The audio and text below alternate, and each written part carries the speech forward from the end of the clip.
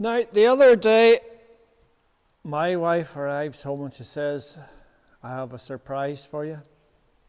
I says, well, what is it?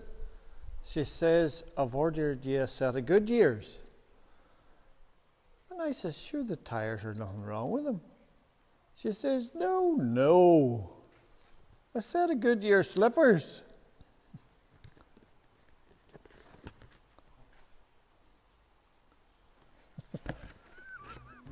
It's dosing and dagging, clipping and tagging, rattling, teasing, topping, flushing and sponging, scanning and lambing, shedding, bedding, redding, spot inspections, cross infections, fly strike, ticks and bots, vets bills, feed bills, fertilizer and seed bills, steeples, sheep wire and posts. Morning folks, Friday here, my day off, and it's so good. And we're heading off to the wool board with our wool here, a bit late and getting around to delivering it, but anyway, today's the day. So as usual, we're on a rush. Ivan is hoping to do an interview with some of the folks up at the wool board, and we have to be back down the road here for 4 o'clock. So all a bit mad, but as long as I get a coffee and a scone in between, I'll be happy. I'll pay for that.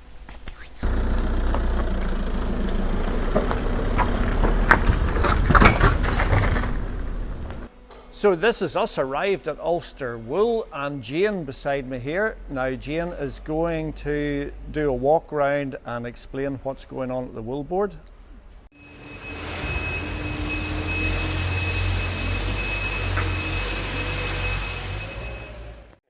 So here we are in what's called the stack at Ulster Wool.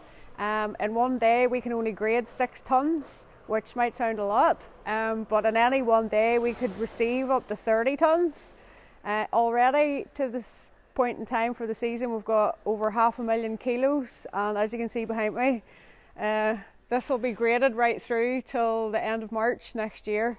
So people think that we're not busy whenever it gets to winter, but we're flat out all year round.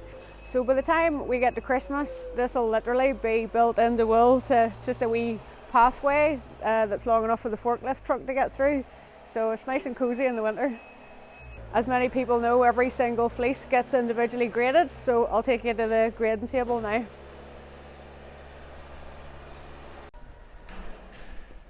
So here we are at the head grader's grading table, and you'll see that every single fleece gets individually graded. Whenever we go further on down, you'll see these numbers that are all floating up in the roof there. They're different grades. So there's over 100 different grades, and every single fleece will fit into one of those grades. Now there isn't a grade per breed. You could have 10, 15 different breeds in one grade. And what Alan is doing is he's looking at the colour, the length and the characteristics of those fleeces to see where they fit into. And then we're getting it ready for auction. One other thing was these bags here. A lot of people think, oh, you get doctor pay if they're not in the right bales, or it has to be stitched properly, or it has to be labelled properly. It's all rumours. So there was wool come in here last week. I think someone got a new mattress in the house, and it came in a big plastic bag. It is better to use the bags that we provide because they're easier to pack, they're easier to handle, they're easier to store, move around the place. But obviously each farm's different, so it depends on you and at shearing time what works best for you.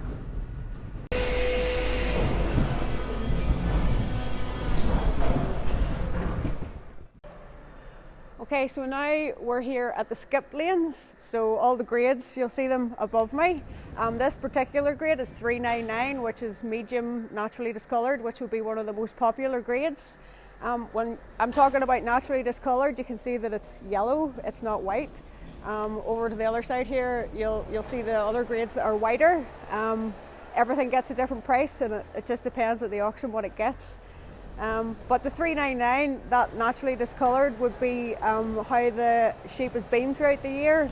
How was her health? Was she housed? Did she lamb outside? Was she lambed indoors? All those things all play a part in how that sheep produces her fleece. Another thing is the age as well. I'll get phone calls from people saying, I've had the same sheep for 5 years and why is my grades down? And if we are asking an animal that's produced you lambs and wool for 5 years, and you know, the quality of her wool will diminish over her lifetime. So your hog wool is the best. So once you get 5 or 6 of these, that then goes down to the packet machine to make 1 bale. So I'll show you that now. So we need, as I was saying, 5 or 6 of these to make 1 green bale. Now 1 green bale will weigh approximately 360 kilos. So if you put that into context, you have 360 kilos of 1 grade of wool. My sheep, I have mules. Whenever I brought my wool in, I had 310 kilos of wool, but that came into 15 different grades. So what they did here was they sorted out my wool for me, and the good wool went into the good grades, the medium stuff went into the medium grades, and the not so good stuff went into the not so good grades. But for all of those grades to come together, all my 399s went with everyone else's 399s, because they actually need 8.5 tonne to sell it at auction for 1 grade at 1 lot. So it gets packed in this machine here, and I'll show you the finished product.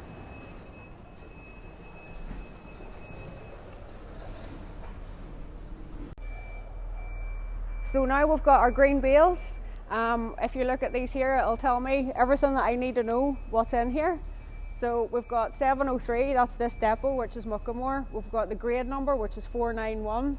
We've got the gross weight, which is 373 kilos. Then there's the unique lot number, which identifies it as it goes through the auction process. It's also lot 1, and it's bale number 1. So for us to get 8.5 tonne of this, we need roughly 24 bales of 1 grade to get it ready for auction. Before that happens, we have to get them core tested, and the core tester's just behind you. So this is the science bit, and this is whenever every single green bale is core tested for that lot. So they need a 2 kilogram sample for each of the collective bales for that lot, and it is independently tested by the Wool Testing Authority Europe, and they're looking for all the ingredients, as I would call it. They're looking for, you know, the dry yield of that. They're looking for any vegetable matter in that. They're obviously looking at the micron, how soft is it, and all the different characteristics that fit into that grade. So whenever this gets ready for auction, it gets published in a catalogue, the same as if you go to a breeding sales and you go to the office and you get a list of whose lambs is there and how many there are, where they're from. It's the same principle for your wool whenever they get it ready, so the buyers know exactly what they're buying is what's in the green bales. So here we are with our stash of wool that's all ready for auction. A lot of this is already sold. A lot of this will be in the next auction, but everything is this season's wool. This is all wool that's came in this year so far.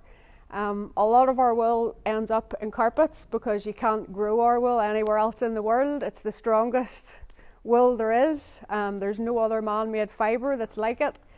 I think it's 50% of the wool that's produced in the UK stays in the UK. It also goes into soft apparel, so that's your curtains, sofas, all good things for your home. And one thing to consider if anyone's building a new home, which might be a bit pricey at the minute, is to think about how you're going to keep your home safe, because as many people know, you can't burn wool, and it would be one of the key things that hotels would keep in mind. They'll use our wool to carpet, you know, their rooms and the walkways and the corridors, because they're fireproofing their business basically. There's a lot of cruise ships are the same for that reason. Obviously during COVID, hotels and cruise ships weren't refurbishing the inside of their premises. They were building beer gardens and outdoor dining facilities to try and get customers. So thankfully that's all lifted now, and the price of wool is going up. It's not where it needs to be, but it is getting there, and I know that here is doing everything that they can to make that happen. So this is my wee load of wool here. We're just into the depot, and a fellow over here, he puts it on a little weigh bridge there, and it's getting weighed and logged in. And there's a kind of a captain hook there for catching the bales.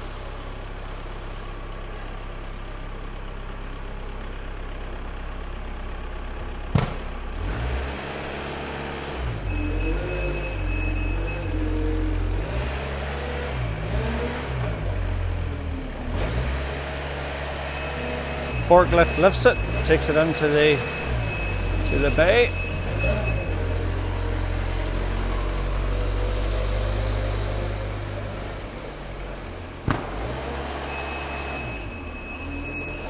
That'll be sitting ready for the grading man now.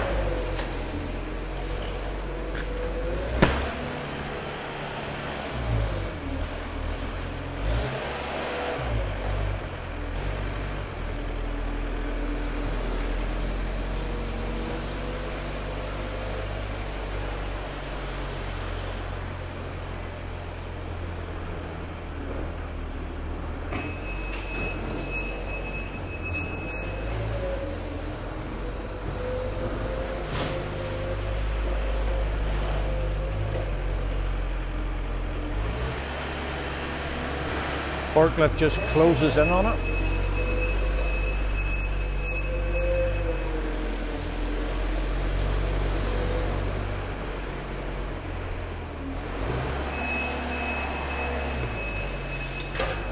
So this is my wool docket here, and it's telling me that the total weight was 315. Now that's including the weight of the bags, and tare is the weight of the bags, and net is the weight of your actual wool.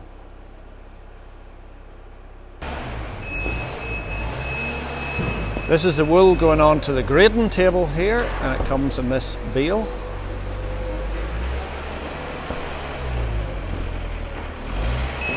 It's not too often you see the girls working in agriculture.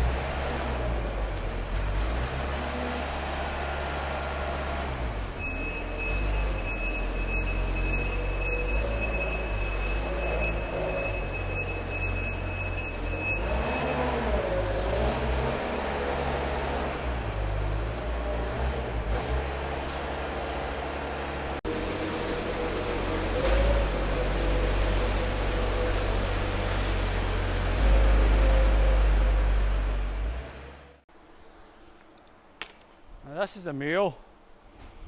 It's a coddy, one you can't tear. So that's just a carpet breed. Can't do nothing more with that. Same again.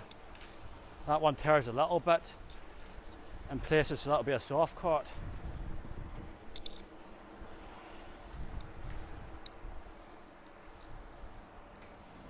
Needs to be Cheviot style here. A wee bit spikier, a wee bit toppy, crispier and drier wool.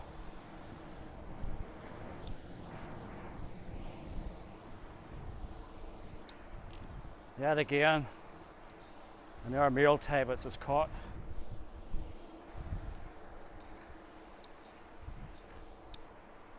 There's more Cheviot style here, a wee bit wider. Staple's not too bad. And a better grade. Another Cheviot, a wee bit off colour. And the number 2.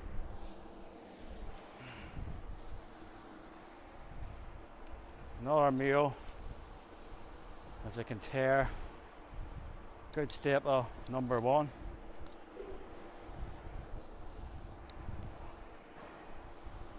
Back to Cheviots, nice colour, number 1.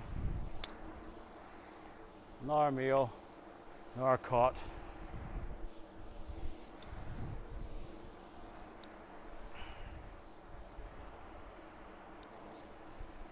More meals. Can tear that a little bit. The soft cot. Yet again, another meal U. Can tear that, number 2.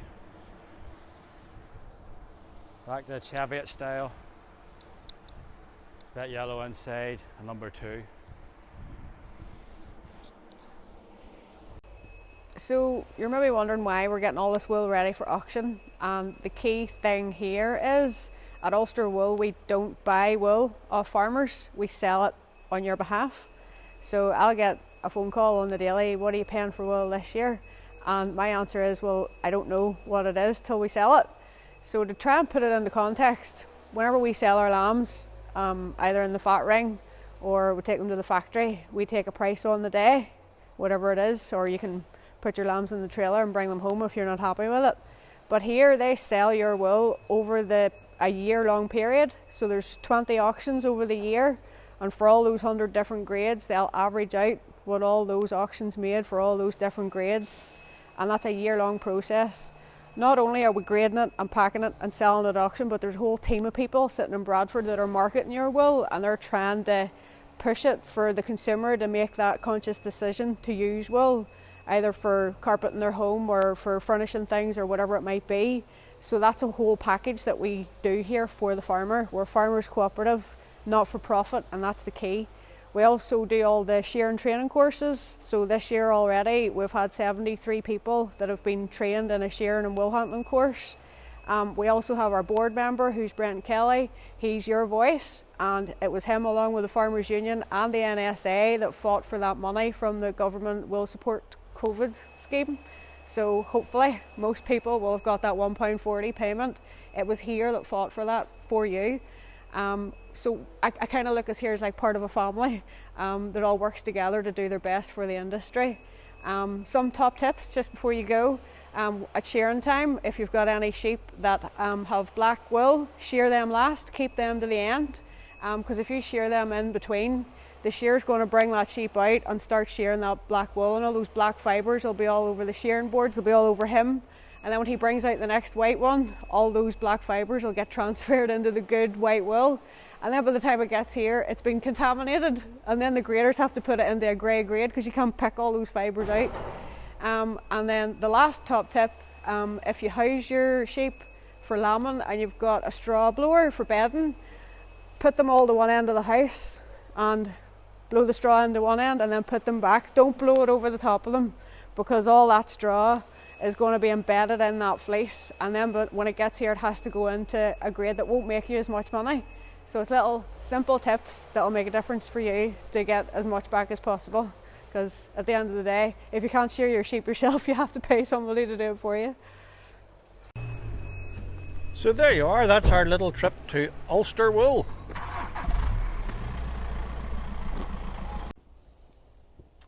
So whilst Ivan was away getting more material for his vlog, I got a wee duke in round Greenmount Country Stores, so no expense spared for Ivan in his winter wardrobe.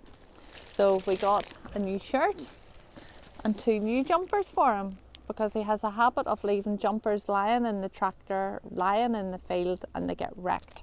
So all very reasonably priced, and tomorrow's job will be worming the sheep, or worming the ewe lambs. And Ivan, did you say you needed a dose or something? No, thank you. I would just like to say a very big thank you to Claire.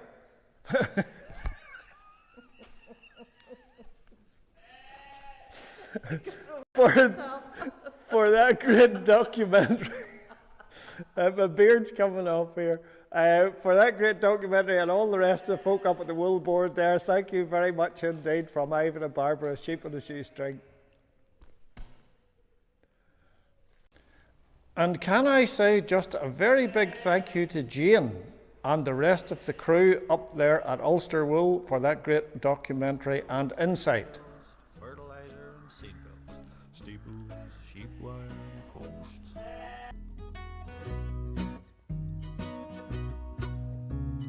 Lying in bed, my wife, she said,